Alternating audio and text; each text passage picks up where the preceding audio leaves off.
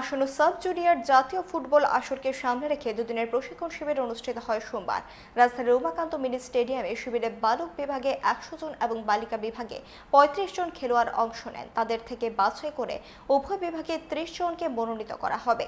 পরবর্তী সময় নির্বাচনী শিবিরের মাধ্যমে রাজ্য দল গঠন করা হবে বলে জানান ত্রিপুরা ফুটবল অ্যাসোসিয়েশনের টেকনিক্যাল কোঅর্ডিনেটর ডিকে প্রধান।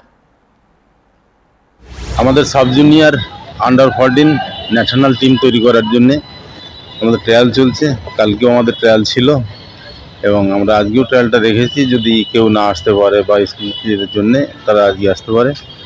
কালকে আমাদের প্রায় ছেলেদের মধ্যে 130 জন, মেয়েদের মধ্যে 35 থেকে 40 জন এসেছিল।